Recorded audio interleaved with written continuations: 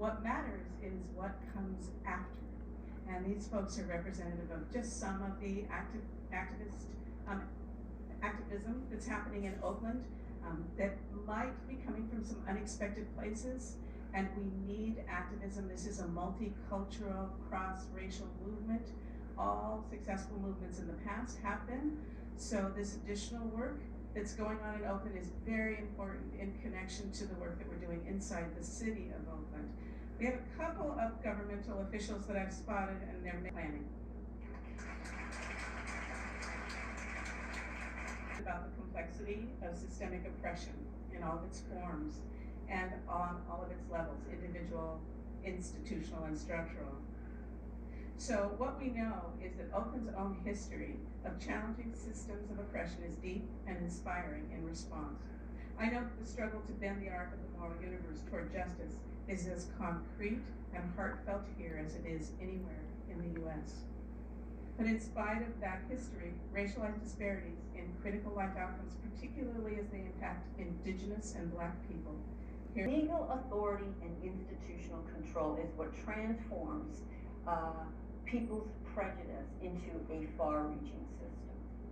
So let's look at race in 2019. This is 2019. So the presidency and beyond. 100% white. The U.S. Senate, 91% white. I just have to point out again, the most diverse Congress we've ever had. Now, we just had a woman of color as the vice president. White. The governors, 90% So that's white. Mayors, 88% progress. white. Military advisors, just think about who we go to war with. 100% white. Federal judges, 88% white. Police officers, 80% white. The people who decide which TV shows we see, 93% white. The people who decide which books we read, 90% white. People who decide which news is covered, 85% white. People who decide which music is produced, 95% white. Pay attention, people. 92% white. Full-time college professors, Educational 4% purposes white. Owners only. of men's pro football teams, 97% white. Owners of men's pro basketball teams, 98% white. The players, 75% Black.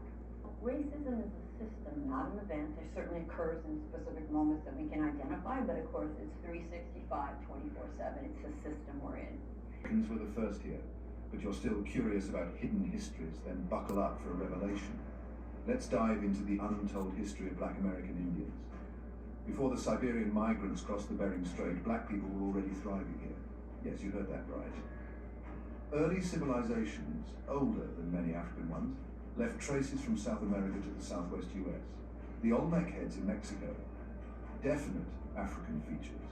Fast forward to the Dawes Act of 1887.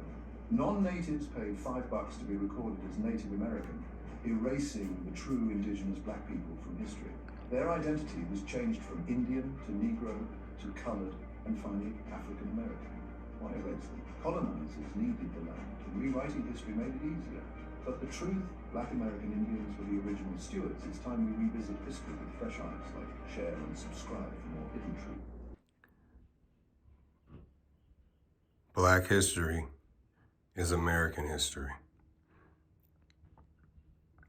In order for us to get to where we need to be, we have to know where we've been. God bless.